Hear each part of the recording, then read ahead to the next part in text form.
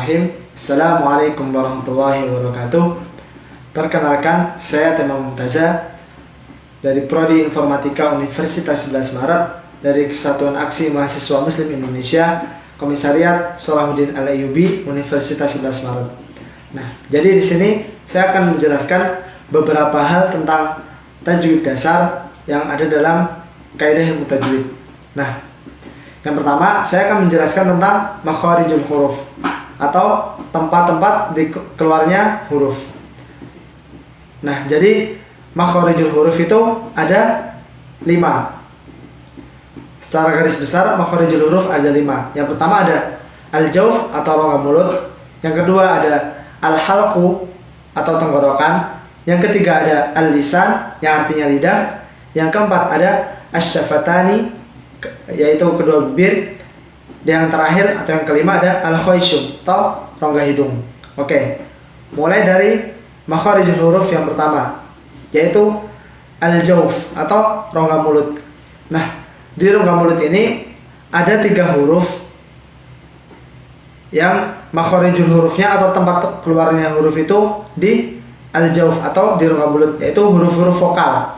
Nah, dalam Al-Quran atau dalam bahasa Arab, huruf vokal itu ada 3, ada A, I, sama U. Jadi makharijul huruf yang pertama ada 3 huruf di sana, yaitu huruf A, sama huruf I, sama huruf U. Jadi huruf yang harokatnya itu fathah, harokatnya kasrah, sama harokatnya dhammah, yaitu huruf-huruf vokal. Itu yang pertama.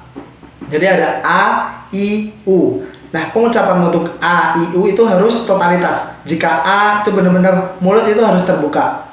Jadi minimal 3 jari itu bisa masuk A. Lalu untuk I itu benar-benar harus meringis I. Lalu U, bibir itu harus maju gitu. U seperti itu. Jadi A, I, sama U. Oke. Lanjut ke makharijul huruf atau tempat keluarnya huruf yang kedua ada al-halqu. Nah, al-halqu itu berarti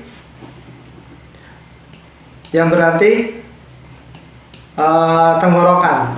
Nah, al-halqu sendiri itu dibagi menjadi 3. Ada bagian tenggorokan yang bagian bawah, lalu bagian tenggorokan bagian tengah, sama tenggorokan di bagian atas. Nah, untuk tenggorokan kita mulai dari tenggorokan yang paling bawah dulu.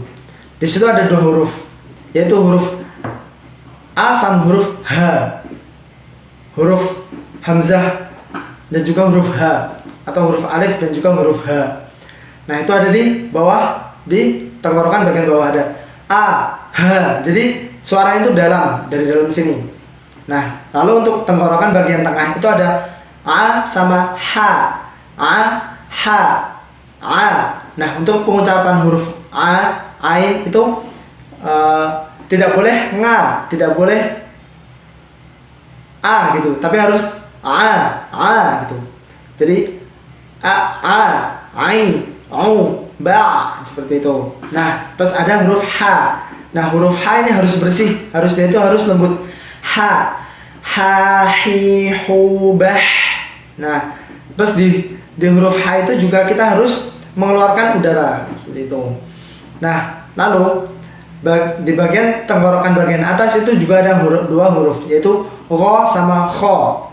Nah, huruf ro itu harus bersih, nggak boleh ro, jangan ro gitu, tapi biasa ro, ri, ru, baru. Nah, seperti itu.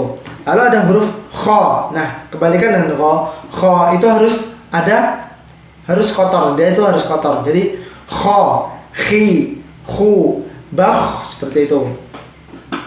Nah, jadi di tenggorokan tadi ada 3 bagian. Bagian bawah ada A sama H, dia itu harus dalam. Lalu yang kedua ada A sama H. Lalu yang ketiga di tenggorokan bagian atas ada Ro sama Kho, seperti itu. Nah, itu tadi al-halqu atau tenggorokan. Nah, lanjut. Di makharijul huruf yang ketiga ada al-lisan. Nah, di tempat ini, di al-lisan atau lidah itu paling banyak ada ko, ka, ya, sya, ya, do, ro, na, la, to, da, ta, zo, za, sa, so, sa, sama za. Nah, kita mulai dari yang mirip dulu. Ada ko sama ka. Nah, itu hampir mirip. Jadi lidah bagian belakang itu naik ke atas. Ko. Lalu ka. Nah, bedanya kalau ko itu harus tebal, tapi ka itu harus tipis. Ko, ki, ku, ba, ko. Nah, lalu di huruf ko sendiri itu juga ada qalqalah, ada sifat qalqalah di sana. Nah, lalu huruf kaf, ka. Nah, ketika kita mengucapkan huruf kaf, itu kita harus mengeluarkan udara. Ka, ki, ku, bak, gitu. Nah, itu tadi ada ko sama ka. Lalu yang mirip selanjutnya ada ya, sya, sama ja. Nah, itu bagian lidah tengah itu naik ke atas. Ya, yi, yu, bai. Nah, seperti itu. Lalu ada sya. Nah, huruf shin itu dia itu memiliki sifat at-tafashi, atau kita itu harus udara itu harus tersebar di seluruh mulut. Sya, shi, shu, bash. Nah, seperti itu. Lalu ada huruf jim atau ja. Jadi ja itu dia nggak boleh medok. Jadi harus, kalau orang Jawa itu kan ja gitu ya. Nah, itu nggak boleh, harus fasih. Ja, ji, ju, baje. Nah, di jim juga ini ada qalqalah, baje. Nah. Oke, lanjut ya. Lanjut ke huruf do. Nah, ini huruf yang termasuk agak sulit. Dia itu ada banyak cara, ada 3 cara atau 2 cara. Yang pertama, mengangkat lidah itu ke langit-langit, bo. Atau kita juga bisa menaruh lidah itu di samping kiri atau kanan, bo.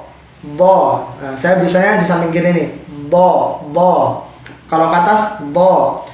Jadi bo, bi, do, bab. Nah, seperti itu. Bo, bi, do, bab. Gitu. Nah, lalu huruf yang selanjutnya ada huruf lam. La. Nah, huruf lam itu kita lidahnya nggak boleh keluar la gitu, tapi harus tetap di dalam. Bagian lidah di depan sini, lidah di bagian depan itu harus nempel ke gusi dan juga gigi bagian atas. La, li, lu, bal. Nah, seperti itu. Lalu yang ke-10 ada huruf nun sama huruf ro. Nah, itu juga sama, huruf lam, nun, ro itu sama-sama lidahnya itu harus nempel ke gigi dan juga gusi bagian depan atas. Na, ni, nu, ban. Lalu ada huruf ro, ri, ru, bar. Nah, huruf ro sendiri itu sebenarnya pembahasannya kan sangat panjang. Di situ ada tafkhim dan tarkik, ada tebal dan tipis. Tebal ketika dia itu berharokat fathah, dhammah. Ketika fathah, sukun dan sebelumnya huruf fathah. Pokoknya pembahasannya panjang. Di situ ada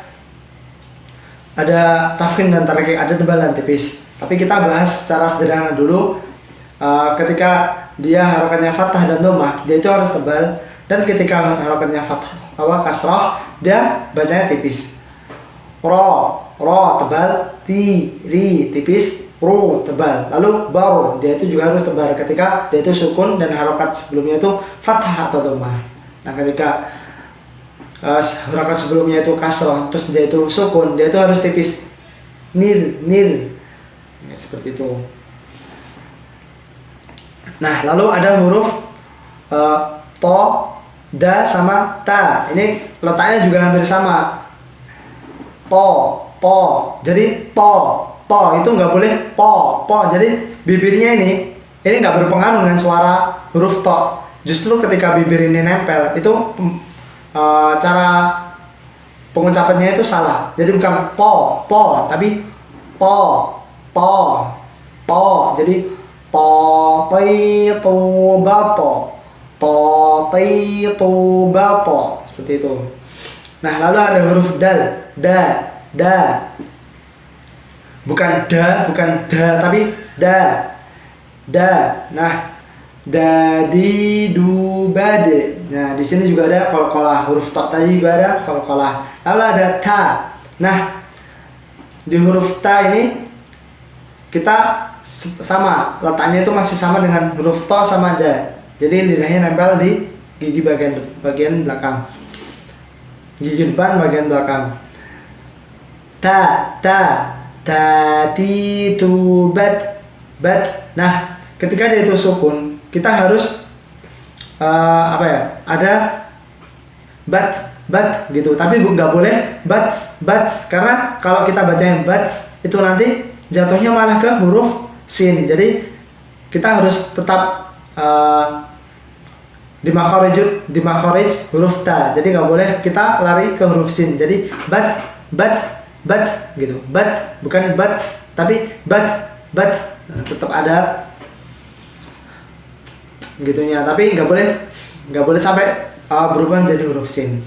Nah, selanjutnya ada huruf za sama huruf tha.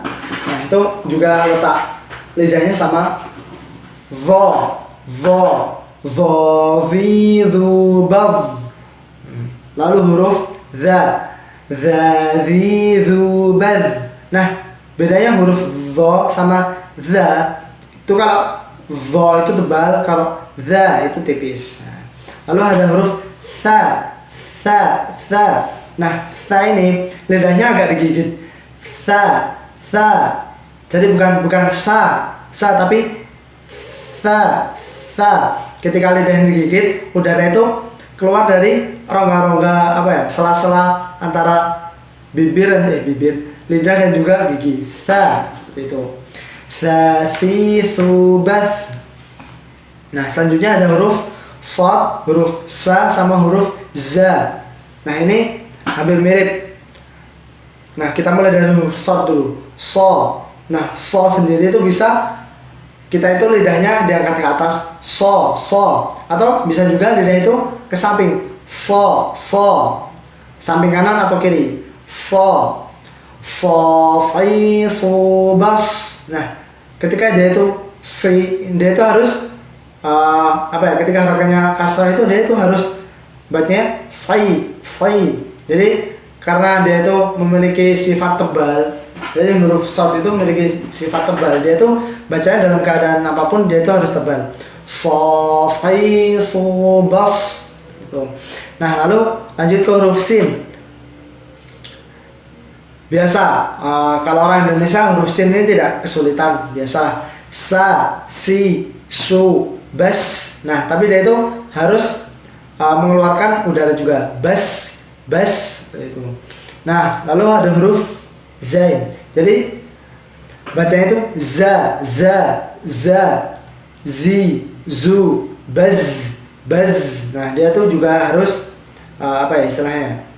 Harus mendengung. Baz, bukan mendengung sih, berdesis. Baz seperti itu. Nah, itu tadi ada di makharij, yaitu al-lisan atau di bagian lidah.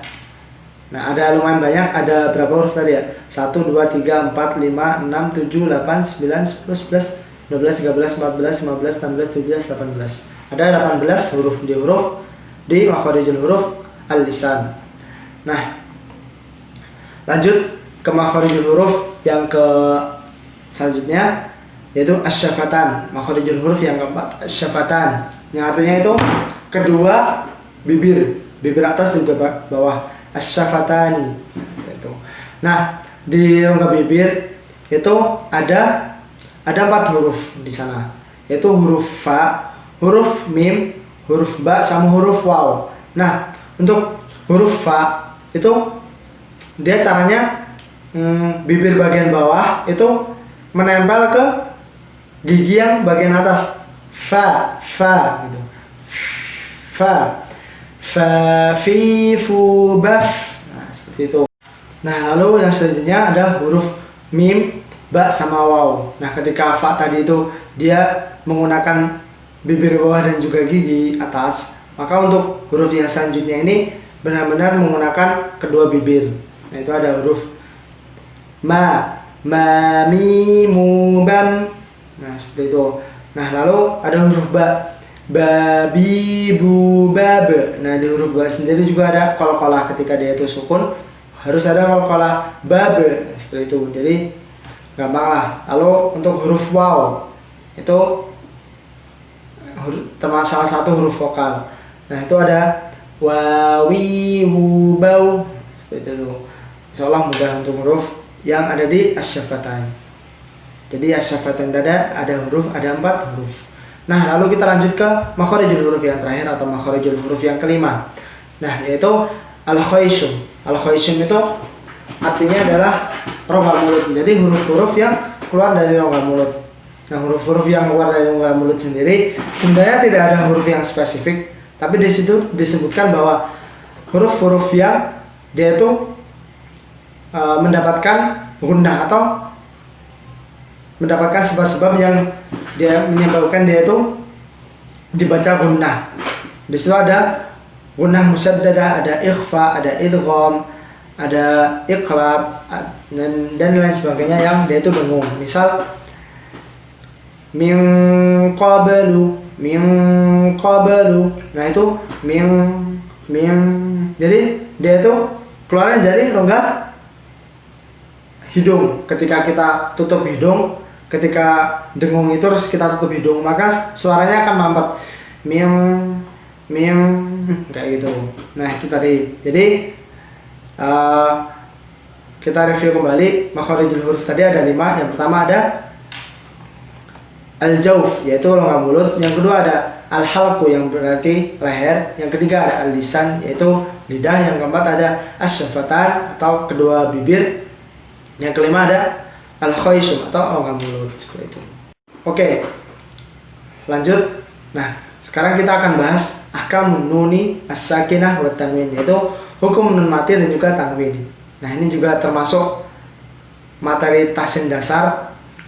Nah, dalam hukum nun mati dan juga tanwin itu ada 4. Yang pertama ada idhar, ada idgham, ada iqlab, dan juga ada ikhfa. Nah, oke, mari kita bahas satu-satu. Mulai dari yang pertama ada idhar. Nah, idhar itu secara bahasa yang dia itu berarti jelas. Jadi kita itu bacanya jelas, tidak ada dengungnya. Gitu. Nah, huruf-huruf idhar itu ada huruf-huruf yang berada di tenggorokan. Tadi ada apa aja? Ada huruf a, ha, ha sama gha, kha. Nah, ketika huruf nun mati atau tanwin dia itu bertemu dengan huruf yang ada di tenggorokan tadi, itu maka kita baca idhar. Makanya banyak orang itu menyebutnya idhar halaki, karena idhar yang disebabkan oleh dia itu bertemu dengan huruf-huruf yang berada di al-halqu atau tenggorokan. Jadi namanya idhar halaki. Nah, contohnya nih dalam kalimat man amana, lalu min hadin, min ilmin. Jadi bukan min ilmin, tapi min ilmin, dia itu dibaca jelas. Lalu ada contoh lain, itu tadi ketika nun mati ya. Lalu ketika tanwin contohnya ainin aniyah. Lalu ada fariqan hada, dan ada fi jannatin aliyah. Jadi di tin aliyah. Jadi bukan fi jannatin aliyah, bukan dong, tapi fi jannatin aliyah.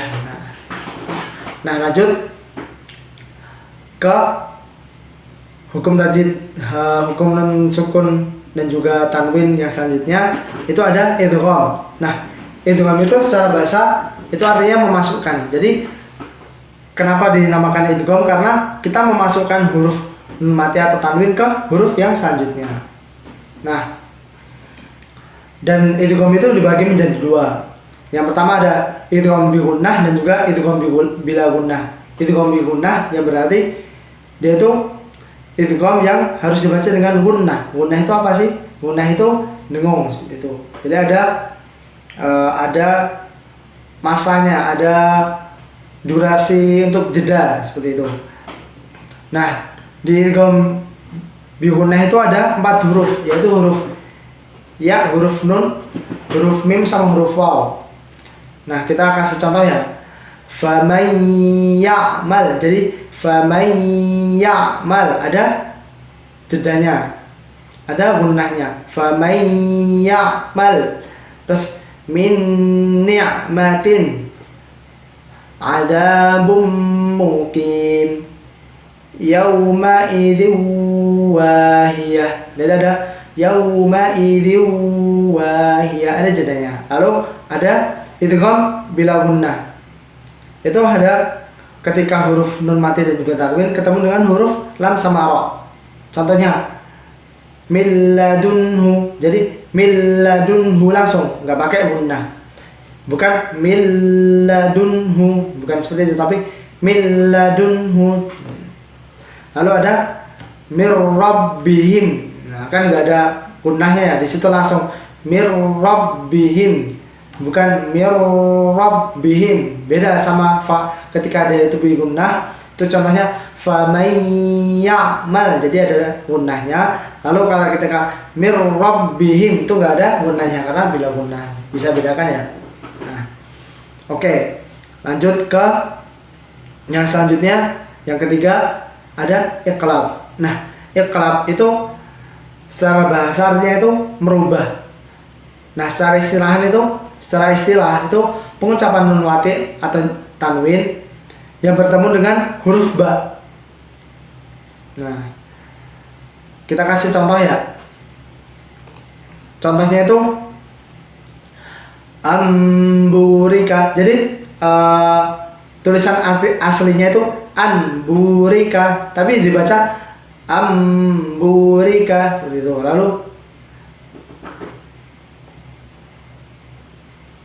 Lalu di kata lain ada yambu'a. Jadi harusnya itu ditulisannya itu yanbu'a, tapi yambu'a seperti itu. Nah, di tempat lain ada sami'um basir. Kalau tadi itu ketika nun mati, sekarang kita coba cari yang tanwin. Sami'un basir, kan tulisannya sami'un basirun, tapi kita baca sami'un basir seperti itu. Nah, lanjut ke hukum yang keempat, ada ikhfa. Nah, atau kalau banyak orang itu menyebutnya juga ikhfa hakiki. Nah, artinya itu ikhfa itu adalah menutupi. Ikhfa itu dalam secara bahasa artinya menutupi. Lalu secara istilah itu nun mati dan juga tanwin yang bertemu dengan huruf-huruf ikhfa. Nah, huruf-huruf ikhfa itu ada 15. Ada 15. Nah, biasa kita permudah untuk menghafalnya itu kalau dalam matan itu biasa dibuat kalimat seperti itu. Nah, itu kalimatnya sif dathana kam jada syakhsun qad sama dum tayyiban zid fi tuqan da'dalima. Jadi ada sif dathana kam jada syakhsun qad sama dum tayyiban zid fi tuqan da'dalima. Jadi di situ ada huruf sa, sif, sa, huruf fa, huruf dha, huruf tha, huruf nun, huruf kaf, huruf mim, huruf jim, huruf dal, huruf shin, huruf kha, sun. Nah, jadi total ada 15. Ada shad, dha, tha, ka, jim, shin, qaf, sin, dal, ta, zai, fa, ta, do, sama dho. Seperti itu. Jadi ada 15. Contoh dari hukum ikhfa ini itu ada wa yadharuha qa'an safsafa. Jadi qa'an safsafa, kullu nafsin dha'iqah, kullu nafsin dha'iqah min siyam min dzikrin fansur andartahum. Seperti itu. Jadi ikhfa sendiri itu cara bacanya, dia dengungnya itu kita langsung persiapan ke huruf selanjutnya. Ketika huruf selanjutnya itu misal shad, berarti min siyamin, fansur, nah gitu. Tapi ketika misal nih dia tuh ketemunya huruf kaf, yauman kana, jadi beda kan tadi min siyamin sama yauman kana, jadi siap-siap ke huruf kaf itu. Jadi semuanya ikhfa itu ketika nun mati dan tanwin itu bertemu dengan huruf-huruf ikhfa, itu kita dengungnya itu langsung menuju ke persiapan huruf yang selanjutnya. Nah, itu. Nah, mungkin kita review kembali hukum nun mati dan tanwin tadi ada 4. Itu ada idhar yang berarti jelas. Di situ huruf-huruf nun mati dan tanwin yang bertemu dengan huruf-huruf yang ada di tenggorokan, yang makhraj dan huruf yang di tenggorokan. Lalu ada idgham yang dibagi menjadi 2, idgham bi gunnah dan juga idgham bila gunnah. Lalu ada iqlab ketika huruf nun mati dan tanwin bertemu dengan huruf ba. Lalu yang terakhir ada ikhfa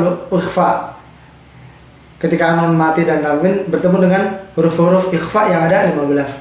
Sif dathana kam jada syakhsun qad sama dum tayyiban fi tuqan zid fi tuqan do' 5, seperti itu. Nah, jadi tadi ada 4 hukum nun mati dan juga tanwin. Oke. Nah, mungkin cukup sekian yang dapat saya sampaikan. Kurang lebihnya mohon maaf. Semoga materi yang saya berikan dapat menjadi manfaat kita di dunia dan juga di akhirat. Oke. Terima kasih telah meluangkan waktunya untuk menonton video ini. Assalamualaikum warahmatullahi wabarakatuh.